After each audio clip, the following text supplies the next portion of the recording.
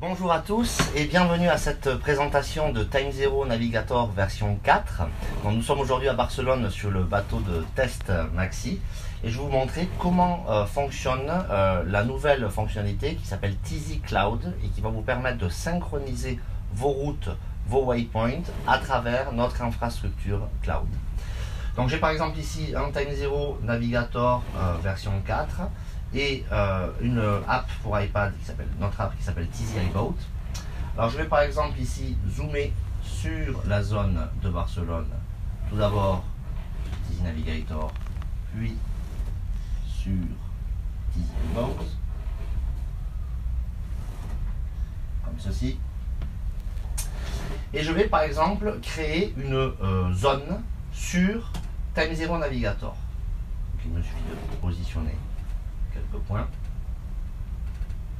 Voilà, la zone est créée et quasi instantanément, nous allons voir apparaître cette même zone sur TZ iBoat, cette zone ayant été synchronisée via notre infrastructure cloud. Je vais faire de même avec des waypoints. Je vais positionner un waypoint ici, un deuxième, un troisième. Et vous voyez ici aussi, quasi instantanément, les trois waypoints apparaissent sur mon application iPad. Enfin, une route, je positionne une route sur TZ Navigator. Je finalise cette route et comme vous pouvez le voir, cette route apparaît également sur TZ iBoat. Si je décide de supprimer cette route sur TZ Navigator, vous allez voir que quasi instantanément, elle va être supprimée également sur TZ iBoat. De même pour cette zone. Donc l'intérêt de cette synchronisation est en fait de sauvegarder toutes vos informations dans le cloud et aussi de les partager entre différentes plateformes. Alors une fonction particulièrement intéressante est le routage disponible dans Time Zero Navigator. Et je vais par exemple ici effectuer un calcul de routage qui va être automatiquement synchronisé via TZ Cloud sur mon application iPad TZ iBoat. Voilà. Donc je dézoome pour effectuer ici une traversée, un calcul de routage entre Barcelone et la Corse. Pour effectuer un calcul de routage, c'est très simple.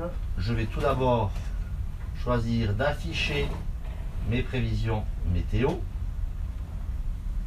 Et vous voyez que Time Zero Navigator version 4 présente désormais les fichiers météo avec des particules animées que je vais pouvoir évidemment visualiser au fil du temps, comme ceci.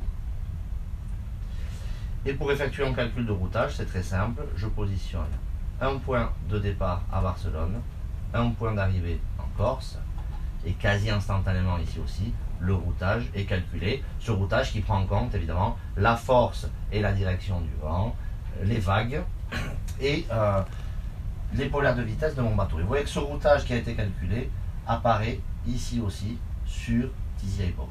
Donc par exemple, vous pouvez effectuer vos planifications de navigation à l'intérieur sur la table à cartes et retrouver toutes les informations sur votre iPad à l'extérieur.